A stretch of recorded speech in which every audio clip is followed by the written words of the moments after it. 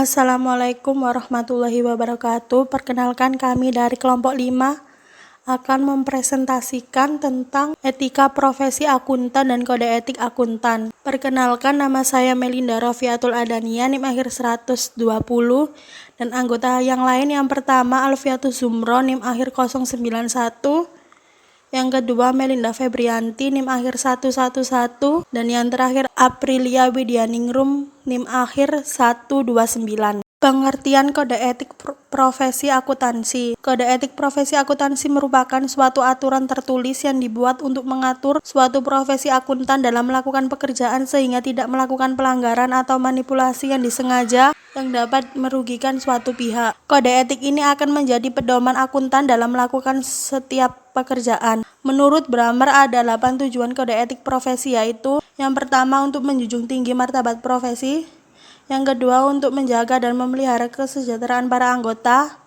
yang ketiga untuk meningkatkan pengabdian para anggota profesi, yang keempat untuk meningkatkan mutu profesi, yang kelima untuk meningkatkan mutu organisasi profesi, yang keenam meningkatkan layanan di atas keuntungan pribadi, yang ketujuh mempunyai organisasi profesional yang kuat dan terjalin erat, dan yang terakhir menentukan baku standarnya sendiri. Prinsip dasar kode etik profesi akuntansi. Yang pertama, tanggung jawab profesi.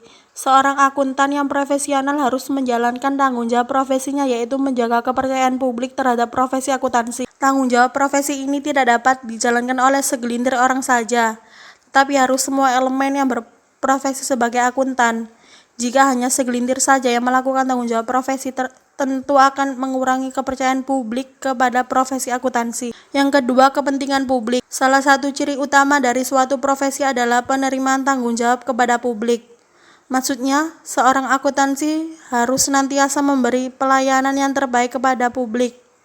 Kepentingan publik didefinisikan sebagai kepentingan masyarakat dan institusi yang dilayani secara keseluruhan. Salah satu contoh pelayanannya adalah membuat laporan keuangan seringkas dengan penjelasan yang memadai sehingga para pemakai laporan keuangan dapat dengan mudah mengerti maksud setiap elemen laporan keuangan yang disampaikan. Yang ketiga, integritas. Integritas menurut IAI, integritas di sini dapat juga diartikan sebagai akuntan profesional tidak boleh terkait dengan laporan, pernyataan resmi, komunikasi atau informasi lain. Ketika akuntan profesional meyakini bahwa informasi tersebut terdapat, yang pertama kesalahan yang material atau pernyataan yang menyesatkan, yang kedua pernyataan atau informasi yang dilengkapi secara sembarangan, atau yang terakhir menghilangkan atau menggaburan informasi yang seharusnya diungkapkan sehingga akan menyesatkan. Yang keempat, objektivitas. Menurut Kamus Besar Bahasa Indonesia, objektivitas adalah sikap jujur dan tidak dipengaruhi pendapat dan pertimbangan pribadi atau golongan dalam mengambil keputusan atau tindakan. Dengan kata lain, seorang akuntan harus bersifat profesional dengan mengedepankan fakta dan keadaan yang sebenarnya tanpa dipengaruhi oleh pribadi tertentu atau golongan tertentu. Nama saya Melinda Febrianti, NIM 111. 5. Kompetensi dan kehati-hatian profesional. Menurut IAI, prinsip kompetensi dan kehati-hatian profesional mewajibkan setiap akuntan profesional untuk A. Memelihara pengetahuan dan keahlian profesional pada tingkat yang dibutuhkan untuk menjamin klien atau pemberi kerja akan menerima layanan profesional yang kompeten. Artinya, seorang akuntan harus terus update mengenai ilmu terbaru agar tidak terjadi salah pemahaman antara pemakai laporan keuangan dengan akuntan. Hal ini dimaksudkan agar laporan keuangan yang disampaikan dapat benar-benar bermanfaat. B. Bertindak cermat dan tekun sesuai dengan standar teknis dan profesional yang berlaku ketika memberikan jasa profesional. Artinya, seorang akuntan harus cermat dalam memahami transaksi yang terjadi, sehingga saat pembuatan laporan keuangan tidak terjadi kesalahan. Bahkan mungkin jika terjadi manipulasi transaksi, seorang akuntan harus cermat dan segera melaporkan kecurangan tersebut. 6. Kerahasiaan. Seorang akuntan profesional tidak boleh membuka informasi rahasia klien yang berkaitan dengan hubungan kerja di luar lingkungan pekerjaan tanpa sepengetahuan dari klien yang bersangkutan. Selain itu, akuntan profesional juga tidak boleh menggunakan informasi kliennya untuk keuntungan pribadi atau golongannya. Seorang akuntan harus terus menjaga informasi rahasia tersebut dari kebocoran secara sengaja maupun tidak disengaja, bahkan terhadap keluarga maupun kerabat terdekat. 7. Perilaku profesional. Seorang akuntan harus bersikap profesional dengan cara mentaati semua aturan yang telah ditentukan mengenai profesinya sebagai akuntan. Dalam persaingan mendapatkan klien, seorang akuntan harus bersikap profesional dengan tidak mencemarkan nama baik sesama profesinya dan mengakui secara berlebihan mengenai jasa yang ditawarkan. Selain terhadap sesama profesi, seorang akuntan juga harus menghormati profesi lain dan tidak boleh merendahkan profesi lain. Setiap akuntan profesional harus saling membangun dalam menjaga kepercayaan publik, bukan malah mencemarkan nama baik profesi demi mendapatkan klien. Hendaknya persaingan antara sesama profesional dilakukan dengan cara pengembangan kualitas diri. 8. Standar teknis. Setiap akuntan harus melakukan jasa profesionalnya sesuai dengan standar teknis yang berlaku, sesuai dengan perusahaan atau penugasan dan kemampuan yang dimiliki. Standar teknis seperti yang dijelaskan di atas telah dibuat oleh Ikatan Akuntan Indonesia atau IAI. Standar teknis ini juga berlaku untuk setiap hasil laporan yang dibuat dan cara penyampaian laporan keuangan tersebut. Pentingnya kode etik profesi akuntansi. Kode etik profesi akuntansi selain sebagai panduan akuntan profesional dalam melakukan pekerjaannya, kode etik ini dapat juga sebagai pelindung bagi seorang akuntan profesional. Kode etik profesi akuntansi ini juga berguna untuk menjaga dan mengembangkan kualitas dari seorang akuntan profesional. Dengan adanya kode etika profesi akuntansi, masyarakat dan klien juga dapat mengerti berbagai aturan dan tindakan yang harus dilakukan jika keadaan genting, misalnya jika suatu klien terlibat dalam kasus hukum dan akuntan profesional tersebut dipanggil sebagai saksi, maka klien harus mengerti jika informasi rahasia tersebut diungkapkan oleh akuntan profesional. Aturan etika ini harus diterapkan oleh anggota IAI KAP dan staf profesional. Saya, Aprilia Widyaningrum, akan melanjutkan materi tentang pengertian etika profesi akuntan. Etika profesi akuntansi yaitu suatu ilmu yang membahas perilaku perbuatan baik dan buruk manusia sejauh mana yang dapat dipahami oleh pikiran manusia terhadap pekerjaan yang membutuhkan pelatihan dan penguasaan terhadap suatu pengetahuan khusus sebagai akuntan. Macam-macam profesi akuntan.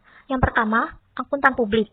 Akuntan publik adalah sebuah profesi yang membuka praktik untuk melayani kebutuhan masyarakat atau pihak-pihak yang membutuhkan keahliannya dengan menerima honor. Yang kedua, akuntan swasta. Akuntan swasta adalah akuntan yang bekerja di perusahaan-perusahaan swasta sebagai penasihat atau pembantu tugas-tugas pemilik atau pemimpin perusahaan yang bersangkutan. Yang ketiga, akuntan pemerintah. Akuntan pemerintah adalah akuntan yang bekerja pada badan-badan pemerintah, terutama bertugas mengawasi keuangan milik negara. Dan yang keempat, akuntan pendidik. Akuntan pendidik adalah akuntan yang menjadi tenaga pengajar di perguruan tinggi dan bertugas mengembangkan pendidikan akuntansi. Kasus. Auditor memperoleh kontrak untuk mengawasi kantor klien, menandatangani bukti kas keluar untuk pembayaran, dan menyusun laporan operasional berkala. Sedangkan, pada saat yang bersamaan, dia juga melakukan penugasan audit atas laporan keuangan klien tersebut. Seorang auditor yang mengaudit perusahaan, dan ia juga memberi jasa lain selain jasa audit kepada perusahaan yang diauditnya tersebut, meskipun ia telah melakukan keahliannya dengan jujur, namun sulit untuk mengharapkan masyarakat mempercayainya sebagai orang yang independen. Masyarakat akan menduga bahwa kesimpulan dan langkah yang diambil oleh auditor independen selama auditnya dipengaruhi oleh kedudukannya di perusahaan tersebut. Demikian juga halnya seorang auditor yang mempunyai kepentingan keuangan yang cukup besar dalam perusahaan yang diauditnya. Mungkin ia benar-benar tidak memihak dalam menyatakan pendapatnya atas laporan keuangan tersebut. Namun, bagaimanapun juga masyarakat tidak akan percaya bahwa ia bersikap jujur dan tidak memihak. Auditor independen tidak hanya berkewajiban mempertahankan fakta bahwa ia independen, namun ia harus pula menghindari keadaan yang dapat menyebabkan pihak luar meragukan sikap independennya. Perkenalkan, nama saya Alfiatul Zumro. Saya akan melanjutkan presentasinya. Terdapat 3 persyaratan penting yang harus dipenuhi auditor sebelum diterima melaksanakan jasa pembukuan dan audit bagi klien. Yang pertama yaitu klien harus menerima tanggung jawab penuh atas laporan keuangan tersebut. Klien harus cukup mempunyai pengetahuan tentang aktivitas perusahaannya dan posisi keuangan serta prinsip-prinsip akuntansi yang digunakan sehingga ia dapat menerima tanggung jawab dengan baik, termasuk secara kewajaran penilaian dan penyajian serta kecukupan pengungkapannya. Jika diperlukan, akuntan publik yang bersangkutan harus membicarakan masalah-masalah akuntansi dengan klien untuk memastikan bahwa kliennya sudah memiliki tingkat pemahaman yang dibutuhkan. Yang kedua yaitu, akuntan publik harus tidak memegang peranan sebagai pegawai atau manajemen yang menjalankan operasi perusahaan.